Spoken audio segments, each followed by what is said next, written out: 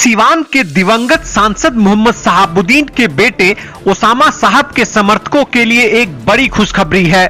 दरअसल भूमि विवाद में हुई गोलीबारी के एक केस में ओसामा साहब को कोर्ट से जमानत मिल गई है। इससे पहले 22 नवंबर को ओसामा साहब की जमानत याचिका पर सुनवाई हुई थी, लेकिन कोर्ट ने फैसला सुरक्षित रख लिया था। अब कोर्ट ने ओसामा साहब को बेल दे दी है, लेकिन वे अभी जेल में ही रहेंगे। बता दें कि मोतिहारी में भी एक केस दर्ज है। जब वहां से भी बेल मिल जाएगी तभी ओसामा साहब जेल से बाहर आएंगे। ओसामा साहब को जिस मामले में बेल मिली है वो सिवान के छपिया गांव में 42 कट्ठा जमीन विवाद को लेकर हुई गोलीबारी का मामला है। इस जमीन विवाद में ओसामा का नाम भी सामने आया था, जिसके बाद हुसैनगंज थाने में उनके खिलाफ मामला दर्ज हुआ था।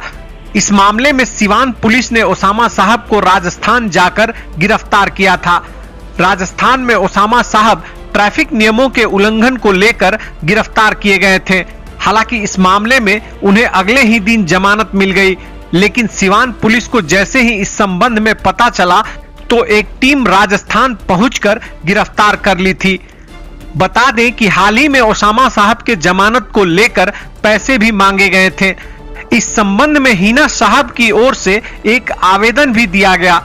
इस आवेदन के मुताबिक एक फोन कॉल पर 45,000 रुपए यह कहकर मांगा गया कि हिना साहब के बेटे ओसामा साहब की जमानत दिलवाना है।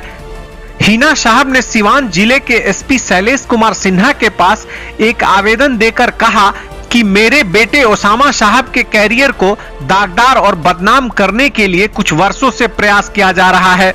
अपनी राजनीतिक पहुंच और झूठे आरोप लगाकर एक साजिश के तहत पहले मेरे बेटे ओसामा को उठाकर जेल में डाल दिया गया ताकि उसका कैरियर बर्बाद हो जाए। जब उन लोगों को इतने पर संतोष नहीं हुआ तब पैसे मांगे जा रहे हैं। शहाबुद्दीन परिवार के साथ ये सब कुछ ऐसे समय में हो रहा है जब लोकसभा चुनाव नजदीक है। ऐसा माना जा रहा है कि 2024 के लोकसभा चुनाव में शहाबुद्दीन परिवार को महागठबंधन नजरअंदाज कर सकती है। राजद की ओर से भी तवज्जो मिलेगी या नहीं, इस पर भी शक के बादल मंडरा रहे हैं। यह भी एक सच है कि जिले की राजनीति शहाबुद्दीन परिवार के इर्द गिर्द ही घूमती रहती है। हालांकि जब से शहाबुद्दीन का निधन हुआ है तब से राजद उनके परिवार को तवज्जो देने में आनाकानी कर रही है। बहरहाल इंतजार कीजिए जिले की राजनीति में क्या कुछ बदलता है।